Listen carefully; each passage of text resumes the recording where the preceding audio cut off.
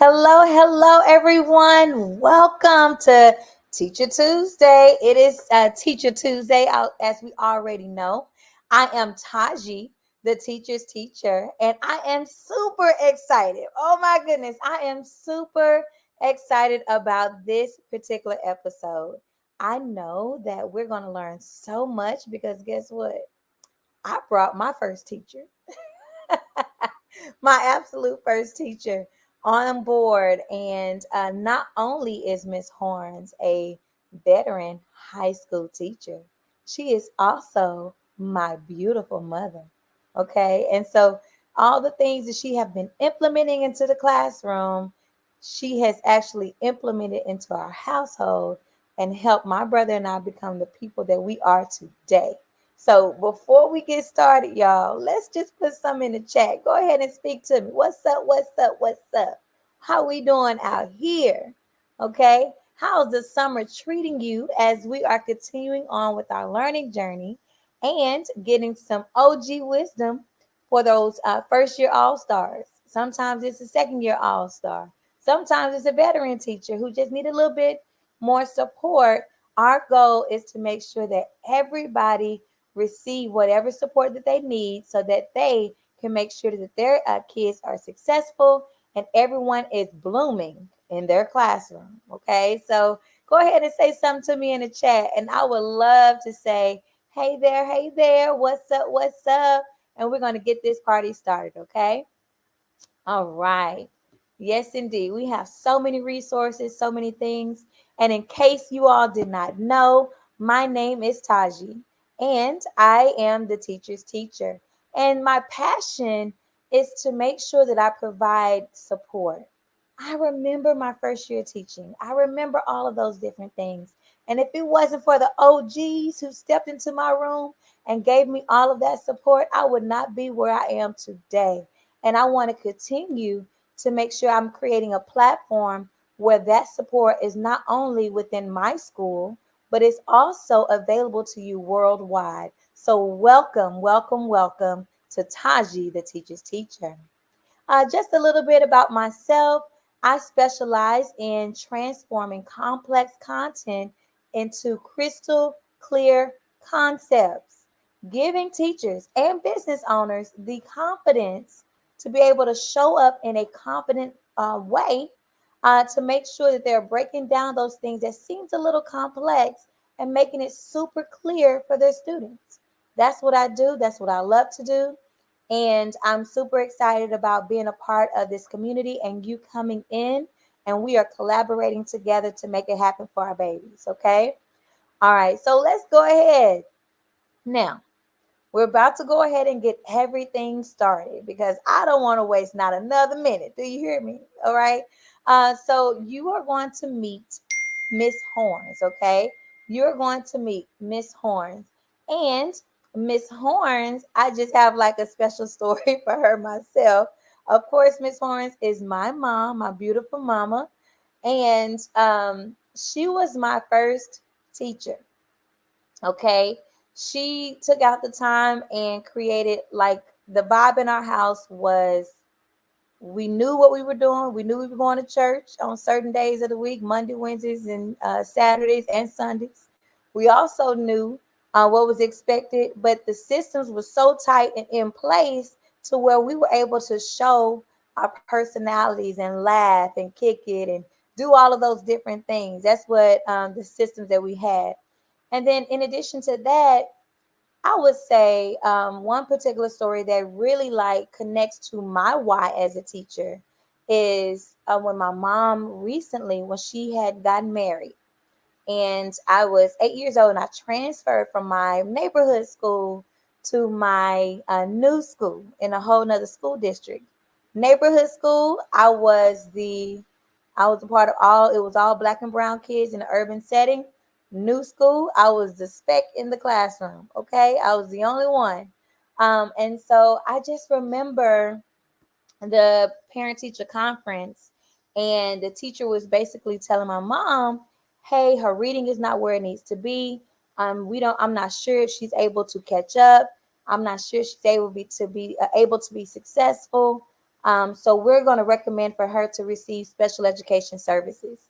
And it's not anything wrong with special education services. However, it was just very apparent that that teacher was not equipped to teach a student like me. It was also apparent that schools are not the same everywhere you go. So there's a lot of inequity in the way that we're teaching our students. Some schools have more resources than others. And lastly, it was also apparent because of the fact that my mom was a problem solver. So not only did she leave that conversation, but she went home and found an infomercial for Hooked on Phonics and immediately began to help me with my reading and develop that. And so everything she's done, she's always thought about what is the next step and how can she prepare me more. And she does the same exact thing for the students in her high school classroom. And so I just want you guys to just let's bring to the stage and let's welcome Miss Horns. Miss Horns, are you there? I'm here. Hello. How are you? How you doing? It's so good to see you. Good to see you too. Welcome, welcome, welcome, Miss Thank Horns. you. What an Yeah, amazing introduction.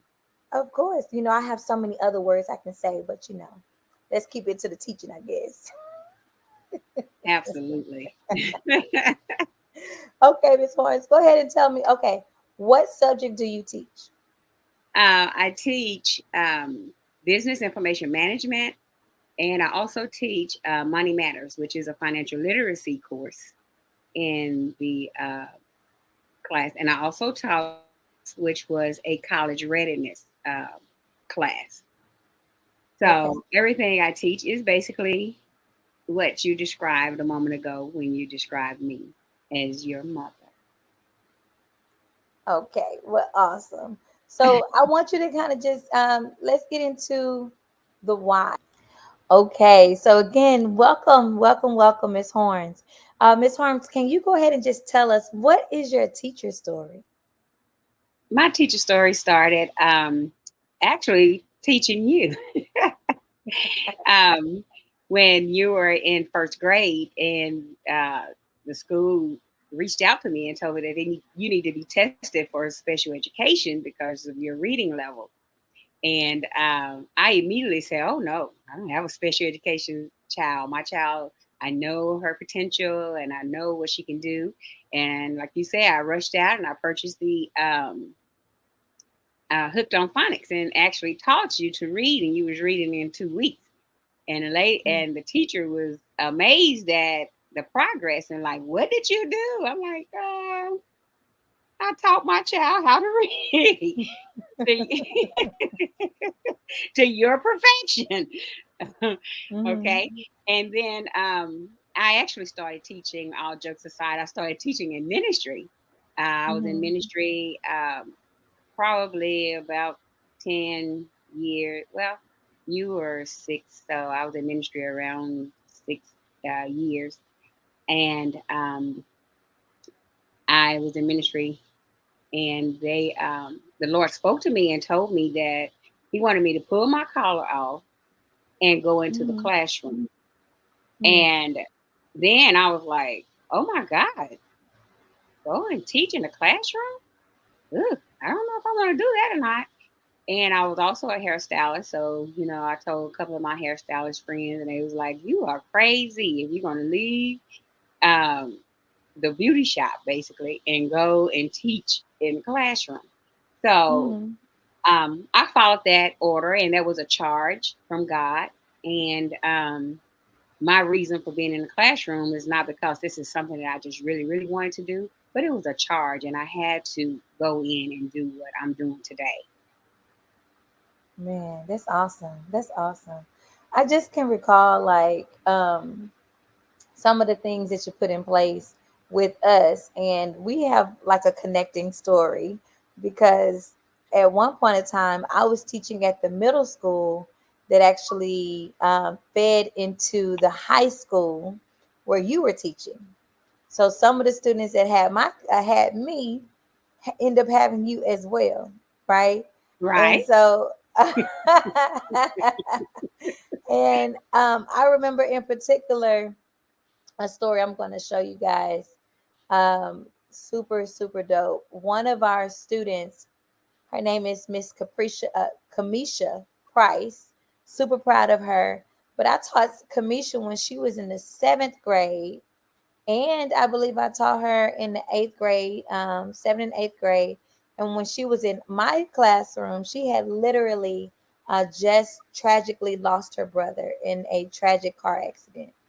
And I remember I used to tell, I told our students, because she was gone for about a month, I told the kids, write her a letter, welcome her back into the classroom, love on her, all of those different things. And so she just kind of went through those letters.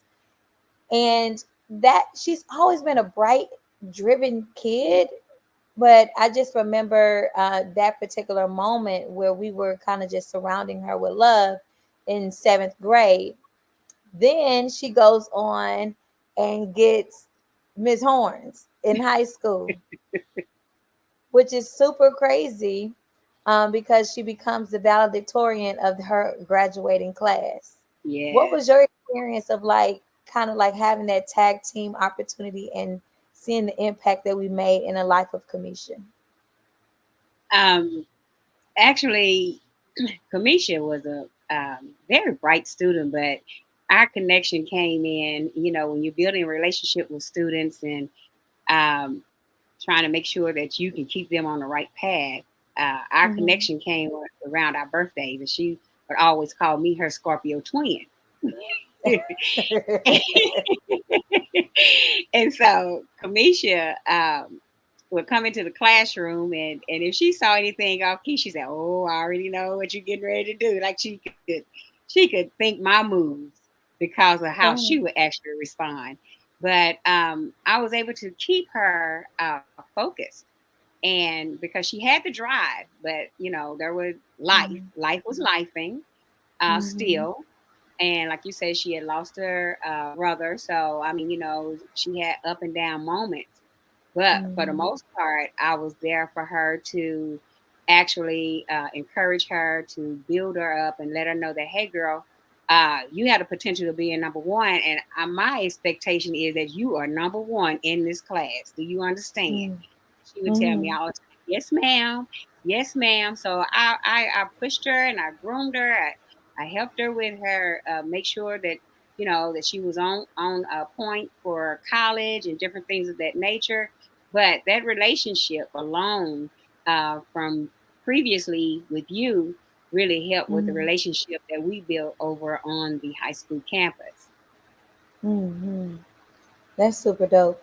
And it's just so funny how now Kamisha she has graduated with an accounting degree. We Yeah. went to her probate when she became a member of Delta Sigma Theta Sorority Incorporated. We went to her college graduation, and unfortunately we were unable to go to her high school graduation because she graduated in 2020. But in her graduation speech, which is Yeah. so crazy. In her graduation speech, in her valedictorian speech, she Yeah. mentions both of our names and saying how much of an impact that mother and daughter team kind of helped her. And it was so funny because I helped Kamisha through tragedy, like kind of navigating that. And then when she got to high school, you prepared her for the next level in how she was going to move after she graduated. And so um, it's a great testament to a lot of new teachers. Hey, you may have a student in a pivotal season in their life, and just Right. because you don't see the flower or you don't see the plant, and after you've sown that seed, you don't see the outcome, does not necessarily mean that it's not going to make a significant impact later on. And in this case, Absolutely. I was actually able to see the outcome because she had my mama, which was cool. And then you sent her. Tell us about how you also put her into a challenge for her to travel outside of the state to compete. Um, I had an opportunity to get a group of students, of 8 students, to be a part of this team, which is called the Aspen Challenge. and they competed against every high school in the Dallas ISD. And I had Kamisha was in my class, and I was like, yeah, I want her because she's a little feisty, and, and I just kind of handpicked a team of 8 Mhm. students, and some of them didn't have the feistiness as Kamisha, but they had the potential, and they didn't know Mhm. they had the potential. And actually, to be honest with you, a lot of people told me that this is not going to be. These particular students are not able to compete on that level and win, but Mhm. because of me being who I am and the belief system that I have, I was able to push them to that level. They won the competition. They went to Aspen, Colorado, and Mhm. they were able to see life on a total different level that they would have never seen life on being Mhm. in Aspen. Because I mean, some adults haven't gone to Aspen, Colorado. Um, but I was able to take those students to Aspen. They were able to meet some of the people, the Bezos family, the Koch family, uh, Common. They met Common and took pictures with him. So they was able to see some people on a different level to show them that Mhm. life is. They see life on a different level, on a level they would never seen before. So, um, Yeah. I mean, my being in the schools and all of that, I know it's for a purpose and Mhm. a reason, and that's what I'm banking on and using as my stick Yeah. to itness. Absolutely. And we're about to get into that stick to itness because it's serious. Okay. So Yes, it is. tell us, why are classroom systems important for high schoolers? Because a lot of people be like, oh, they're in high school, they should know already. I don't have to remind them. They know better. Why is this so important for high schoolers to continue to have those classroom systems? Um, it's important for high schoolers because I know, like you said, a lot of times they feel like, oh, they're big kids. They know what to Mhm. do. Actually, before they get to us, they've been in school for about 9 years or so, and so the routine is the same. Basically, you get Mhm. up, you go to school, you go to class, and do different things of that nature. But once they come to the high school, they're going to class on a different system. They have 8 or 9 different classes, and they need that. They need the classroom management. They need Mhm. the systems in place. They need to be disciplined. Most of them are not disciplined, and basically, it depends on where what school you're in, or where they're coming from, the demographics, and different things of that nature. I'm in the inner city, so in the inner city school, the kid needs the discipline and classroom structured classroom management. Mhm. And they need to be structured because they're big kids, big babies actually, and Mhm. they still function like babies until they get mad at you and they want to jump on the grown folks side and cuss you out and call you all those names and stuff. And then they start crying, and then what's next. They call who? Mama. Yeah, yeah, that's very true. Very true. So take Yeah. us on a journey in your classroom. Like when I get to your room, what do I have to do as one of your students? When you come to my classroom as a student, I have systems in place. I have a Mm-hmm. system for where they place their things because of the way that my classroom is set up. I also Uh-huh. have a system of them putting up their cell phones, that thing that they love, love, love the most. And Okay. they have to put those up in the cell phone caddy. And then they also take a seat and get started on their do nows or whatever I have in place. But most of the time, it's a do now. So I mean, come on now. High schoolers turning to their cell phones. Like Yes, I nice. know you receive pushback. So what is some of that? Come on, like I know that's like a slap in the face for them. Is that the whole system in your school, or is that something that just you are consistent with in your classroom? Well, actually, it was something that I was consistent with in my classroom. Um, Okay. I've been dealing with high schoolers since what 2000, Uh-huh. and um, in my classroom, I actually set that system up in place because they actually don't need a cell phone in my class because I have computers. But Mm-hmm. I set it in place because it's a big distraction. And yes, I have had so much kickback from the students. Oh, Miss, you doing too much. Yeah. Miss, don't nobody Yeah. do this but you. Why you got to do this? But then, I have to explain to them the rationale of the whole situation. First of all, you don't need it. Mm-hmm. Secondly, you're not going to talk to anybody on it in my class, so you don't really need it near you. You're not going to text in my class. But Mm-hmm. for the most part, it's for the success of you to let them know that this is the way that I can ensure that you are successful in Mm-hmm. my class. So, they kick back for a minute, but I say after the second week of school, it's not a problem. But since I've been a staple, a staple on my campus, the word is out already. Yeah, they already know, huh? They already know. They know, hey, when you get to Miss Horn's class, you're going to have to put your phone up. You're not going to be able to use it. You're not Snapchat. You're not Yeah. TikToking.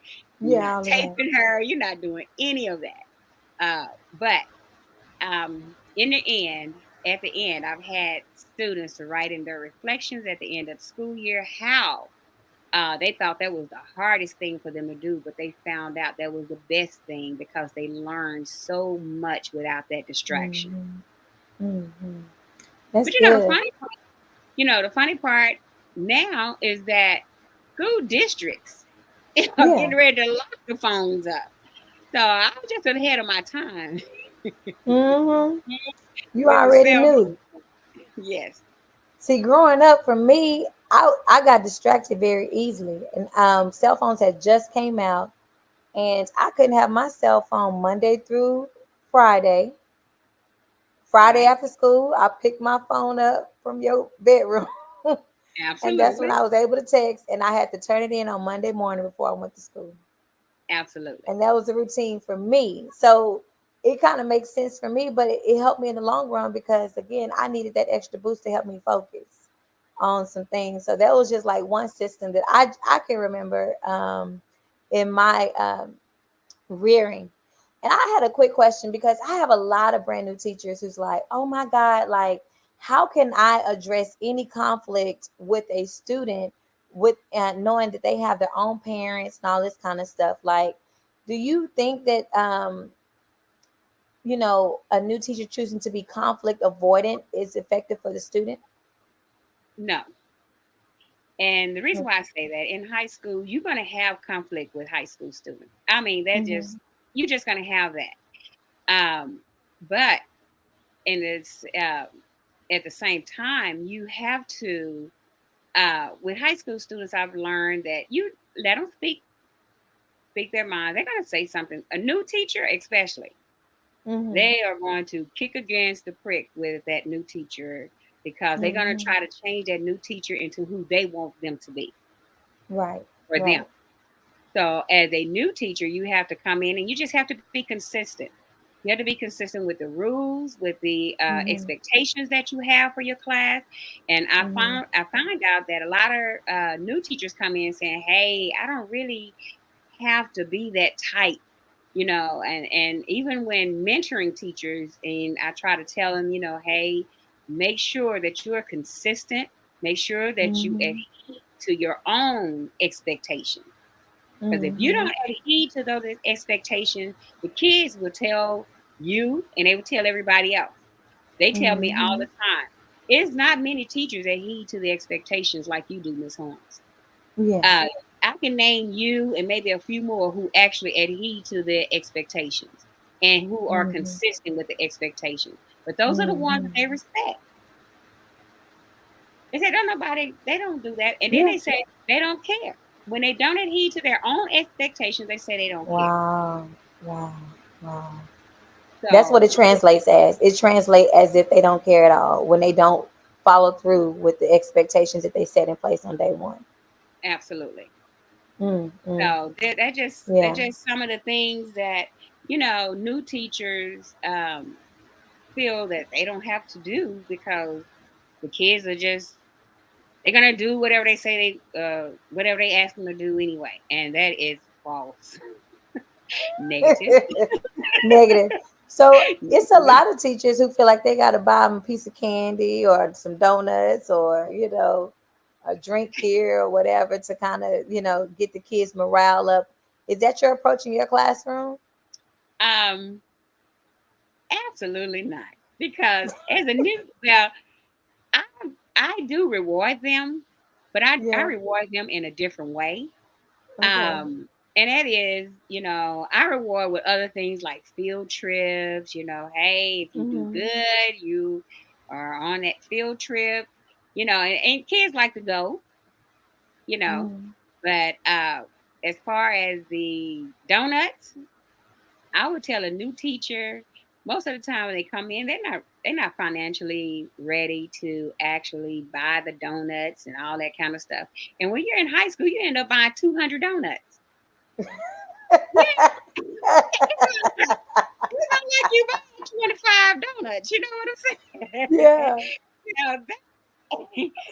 When you start buying 200 donuts, that's pricey. That gets a little expensive, and Yeah. that's coming Yeah. out of your own pocket.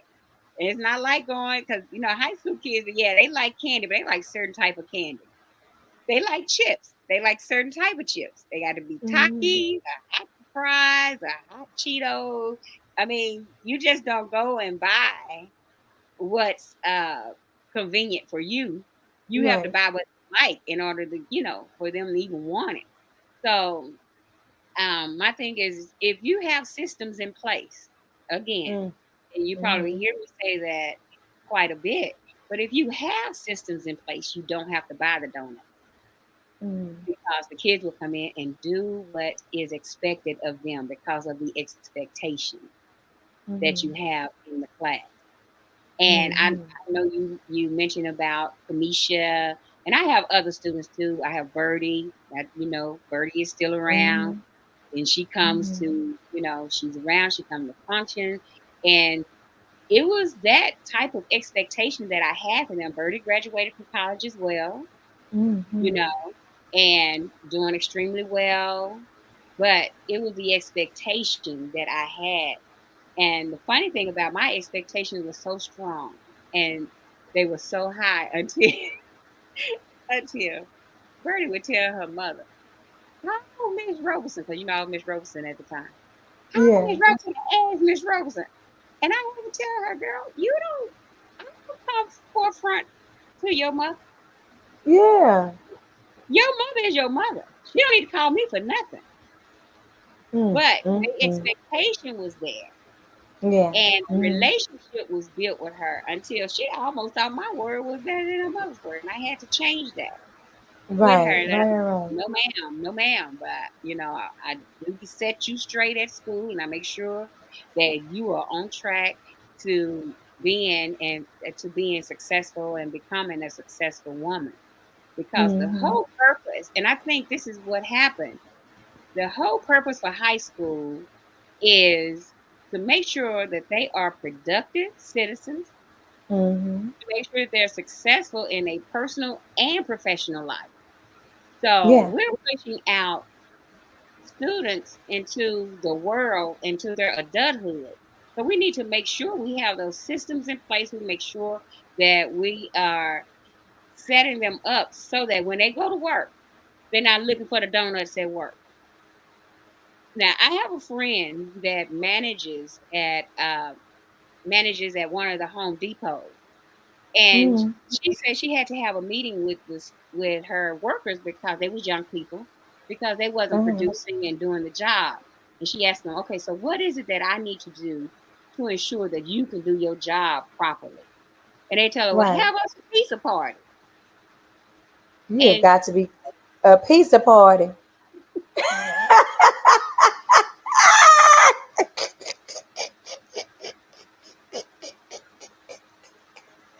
They asked the boss for a pizza party. they asked the I boss can't. for a I pizza cannot. party. I cannot. I She said, "You cannot. get a," and she told him, she said, "We don't do pizza party because you get a paycheck." Yeah. And uh, I have to apologize to her. I said, "Oh my God, that is because that's how they're rewarded at school, and now they've taken that over into Wow. the workforce. Mm. That Mm, mm, mm. you give me some pizza, I'll do my job. Really? I don't have to buy you lunch for you to do your job. Are you crazy? Wow, that is unreal. Like just the expectations of having these incentives, but not necessarily really pushing them to have that intrinsic motivation. You Absolutely. know, yeah, that's great. What they was expecting the boss have a pizza party, y'all. We cannot come on, y'all. We got to groom our kids to be global global competitors and not expect pizza parties and stuff when they get to the workforce. That's Right. crazy. That's crazy. Yes. Wow, that's crazy. So So, oh, go go ahead. ahead. So I was just going to say this little tidbit, but when they Mm, get ready to go to work, because if they're going to work or college, they need that discipline. They need that structure of, making sure they come to class on time. mm-hmm, Because in high school, that is one of the key things that we deal with the most is absenteeism and tardiness. mm, So um, to ensure that they're at, in class on time, then that also goes over into the rationale of if you can come to class on time, then you can be at work on time. You can mm-hmm. go to work on Yeah. time. If you go to work late, then you're going to be deemed for being late.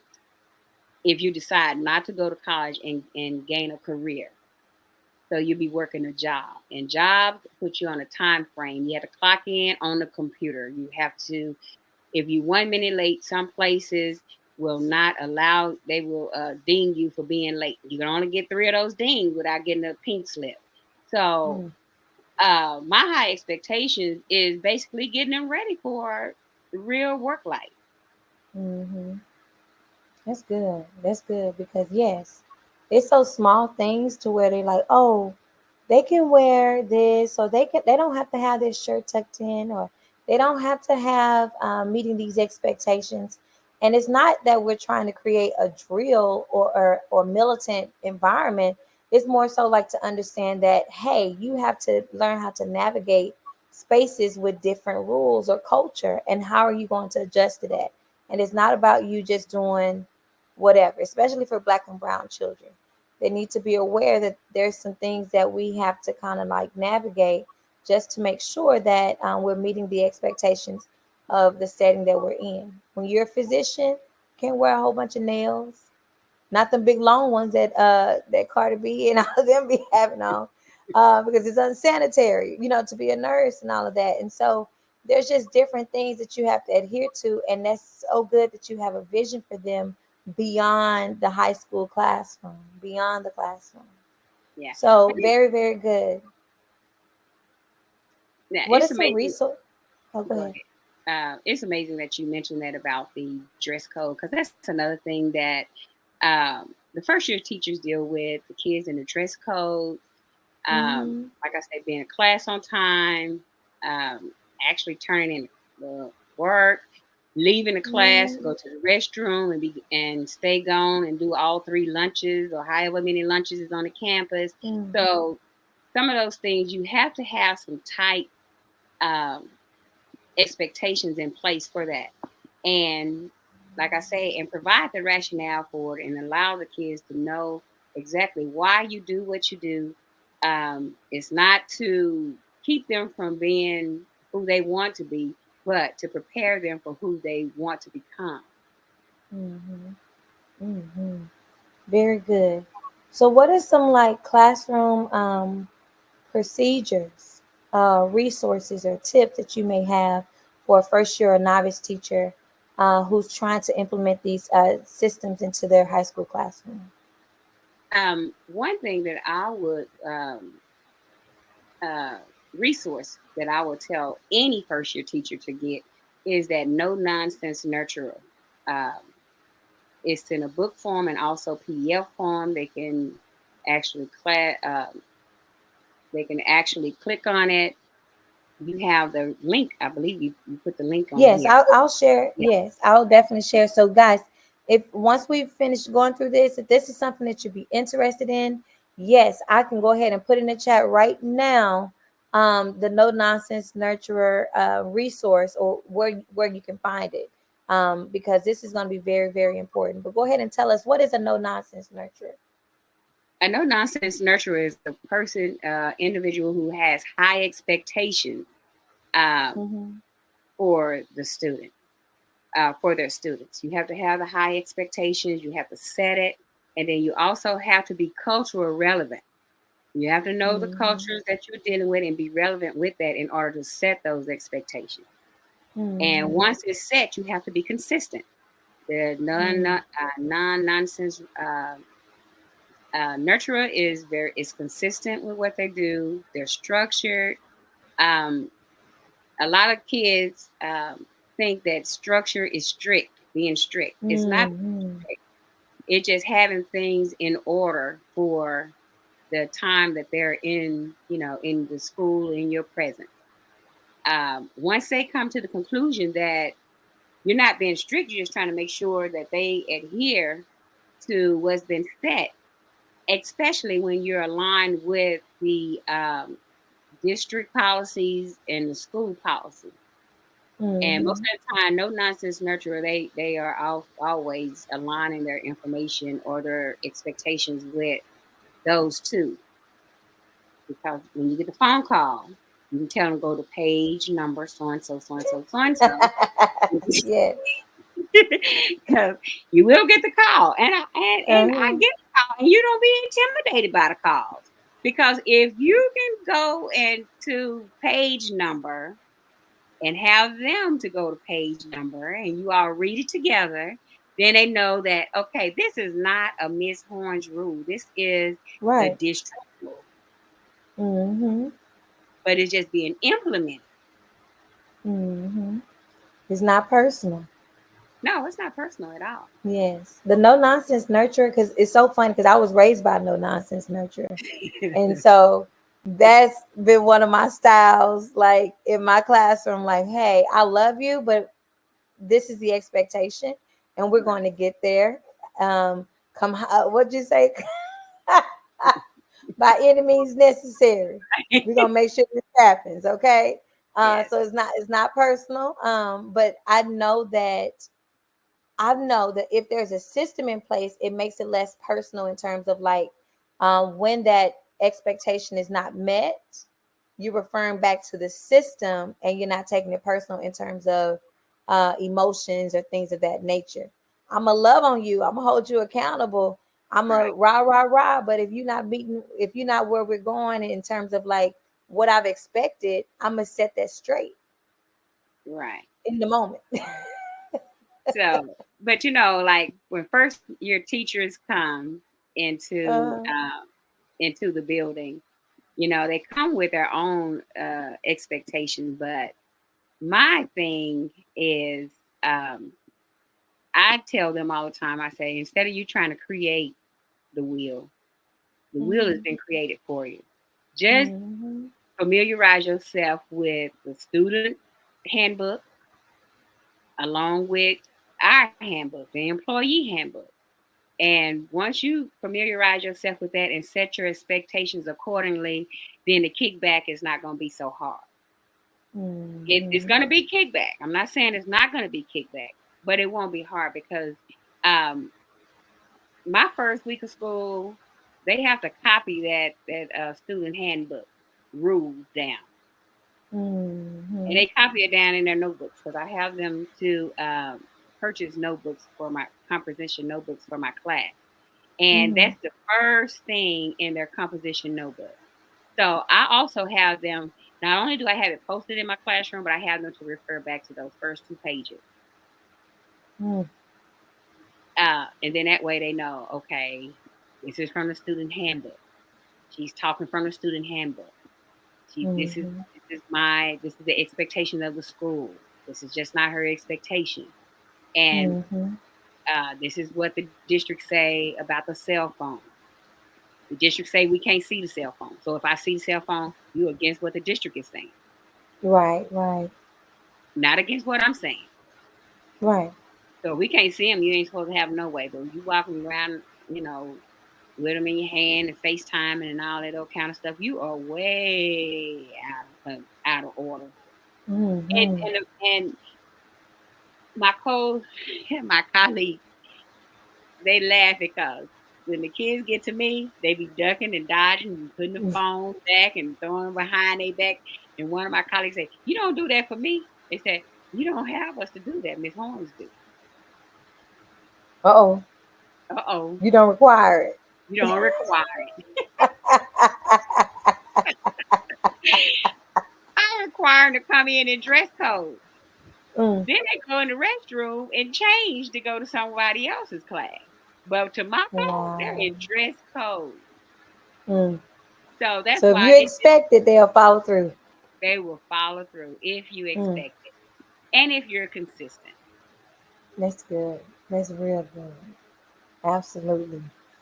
And so, if you're interested in that resource for the No Nonsense Nurturer, make sure I'll have a link right here in the chat.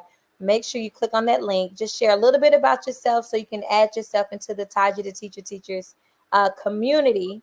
And then you'll have instant access to some of the resources that we've been discussing for the last few weeks. Okay. So, again, that is something, y'all, it's YouTube videos, it's all of those things. That is a great approach to have as it pertains to your approach in your classroom and how you address your kids. If you want to start strong, because if you start wrong, you'll be crying in October. But if you start strong, it'll be less stress. It'll definitely be less stress.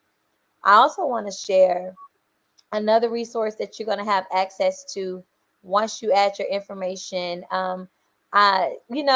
Miss Horns mentioned the first 10 minutes of the classroom, and she also mentioned the procedures. And so this is one more procedure as it pertains to having people in your room giving you feedback and creating that open space for your administrator or your coach to kind of just um, impart wisdom into you as a brand new teacher.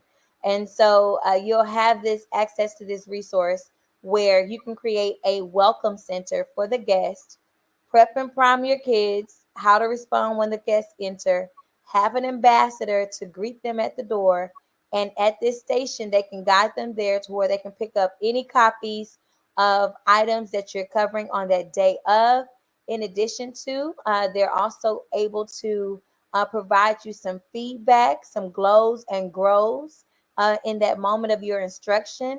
And one thing it does is that it provides a perspective for your administrator and for your students to see that not only are they should they be open to receive feedback from you, but you're also open to receive feedback in order to get better for them. And so you have to be the model. That's what Ms. Horn says. You have to be that person who's willing to take heed to the same expectations you have for the kids. And so this is another resource that is available to you. The link is in the chat. Make sure you click on that link, and so you can get access to those particular resources. I think it will be very, very, very helpful. Ms. Horns, do you happen to have like any additional informations or gems that you want to just pour into our new teachers and our novice teachers today? The only thing I would like to say about to the novice teachers and the new teachers is um, just make sure you have tight expectations. Mm-hmm. Um, Read the no nonsense nurturer information, and Mm-hmm. also when you're having those when you have those expectations, then that would allow you to have a smooth transition into the education system. Um, you have veteran teachers on your campus, on your floor. Uh, Mm-hmm. just take the information from the veteran teachers. Now, Yeah. the veteran teachers gonna tell you about the students, the type of students that you have. Do not Mm-hmm. think that the students are different from what the veteran teachers are telling you, especially at the high school, because at the high school, if you teach in 10th grade, they probably had them when they was in ninth grade. and they're going to Right. tell you about, help you with the culture of the campus. Just Mhm. follow the lead. If you follow the lead, you will have a very successful year. Please do not go on the campus and not ask questions. Ask questions. I don't care what type of question. No question is a dumb question. Ask the Mhm. question, get as much help as you possibly can. But for the most part, know that these are still babies. These are babies that need structure and that Mhm. they are not adults. They're not going to function in adult capacity. They will probably do some adultish things, but they're Mhm. not adults and Mhm. they're not your friend. Mhm. Uh, Mhm. don't come in trying to befriend them. You can be good to them, nice to them. You can love on them. You can give them what they need, the SEL and all that, all those different things. You can show all that, and you can practice SEL. But they are not your friends. They are students trying to get an education, and they're trying to Mhm. get the skill set to become adults. Mhm. Very good. Very good. Thank you for that. And so, Ms. Horns, how can people stay connected with you? They can connect with me on Facebook. I have Facebook, and I also have email address, my name at kidmystery.com. Um, you can reach out to me any of those ways, and I will be glad to help you to assist you with anything that you need. If you get into one of those tutoring, then you can contact me and I can help you Because they because do student. They be tutoring. they're gonna be tutoring. Now the first day, the second day, you're not gonna get so much tutoring, but this that Yeah. tutoring gonna kick in week number 2. So if Yes. if you get into one of those students tutoring, then feel free to contact or reach out to me, and I will help you or assist you in any way possible. Yes. It's good. I do have one last question I forgot to mention is that how do you know how do you know with the whole cell phone situation, how do you know when a that the student is being honest about turning in their cell phones? Like how do you actually implement that system? The way I implement the system, I implement that system on the first and second day of school. Mm-hmm. Um, and it's implemented by allowing them or having them to log into my remind so that I can create a remind for each class to contact them for different things, to remind them of projects, assignments, and different things of that nature. And so they're eager to pull those phones out um, to set that up the first day and the second day because of A and B days, of course. And when they pull the phone out and they go in, sign up for my remind because that's their first 100. Mm-hmm. Okay, So so when they sign, great. yeah, that's the first 100 is just signing up for my remind. And once they sign up for the remind, I say, okay, my my desk are numbered because of the computer stations are numbered, and I have them to put the phone in the phone caddy that matches with their desk. So if they're in seat 1, they got to put the phone in seat 1, and then I do my seating chart according to that. And once I go through and do my seating chart, I actually put a P by the name where the phone is in the phone caddy. And if it's empty, then I put a N for no phone. So from that point on, they can't say, hey, I don't have a phone because I can go back through my seating chart and say, hey, only person that I see with an N next to their name is so and so, so and so, so and so. Everybody else have a P. Mm-hmm. So I need the phone to go up there. Mm. So you allow that you see first before they even have an opportunity to not tell the truth about the cell phone. Right. And I also do my attendance by that cell phone Mm. caddy. I do the Wow. attendance. That's how I know who's present and who's absent. So when I don't see the phone, I say, okay, so I don't see Taji's phone up there. Is Taji here? And Mm-hmm. you be looking at me, of course I'm I said, Taji, you're not here according to their cell phone caddy. What's the problem? Oh, miss, Yeah. I'm on a punishment. And my mama took my phone. So I mean, there are different cases of not having a Yeah. phone up there because I know teenagers do lose their phone, do due to privileges and all, because you would have been one of those kids never had a phone up Yeah. there. Period. Period. Point blank. Okay. Yeah, Yes. I do That's good. understand. You know, but that's how that's done. That system is done the first 2 days of the school Wow. year. Very good. Very, very, very good. With the implementation. Y'all, it's so many gems and of wisdom. I hope that you guys were able to continue to learn and elevate and understand the rationale as to why it's important to have systems at every level, not just elementary or middle school, but also at high school as you are preparing them for the next phase, which is the real world.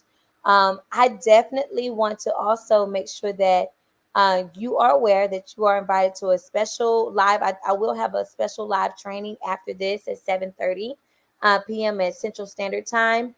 And so if that's something that you're interested in, I do have a intimate live training for educators. You can go ahead and put live in the chat and I'll send you the Zoom link. Okay. Again, as we're getting closer to the school year, it's so important for us to continue to add some things into our toolbox and to make sure that we are fully prepared for what we have ahead. Okay. And so I created this space for us to come together in a more intimate setting in a live training that will happen this evening at 7:30. And if that's something that you're interested in, just put live in the chat. Put live in the chat, and I'll make sure you get that personal Zoom link to our training. Okay. So again, we're super excited about your growth. We're super excited about all the things, and we're very appreciative of Miss Horns, aka Mama, for coming by and sharing her tidbits of wisdom with us because we truly desire to see you bloom in your classrooms. Okay, so thank you for joining the party, and we'll see you on next Tuesday on Teacher Tuesday. And next Tuesday, we are going to be visiting with Miss Johnson. So Miss Johnson is going to be a part of the conversation, and we're going to continue the conversation about strategic planning for new teachers. What does that look like in your lessons? About being intentional in your actual lessons. Okay, there are some systems that you have to put in place, not only in the classroom in terms of culture, but culture systems in your instruction and through that time of just making sure you can get from the beginning of the lesson to the end of the lesson in an effective way. And that's what we're going to discuss on next Teacher Tuesday with Miss Johnson. Okay. So super excited. Cannot wait for you to join the party. If you want to join this free live training, just put live in the chat and I'll make sure you have the link. And otherwise, we can't wait to see you bloom in your classroom. Thank you for joining this week's Teacher Tuesday. Bye, guys.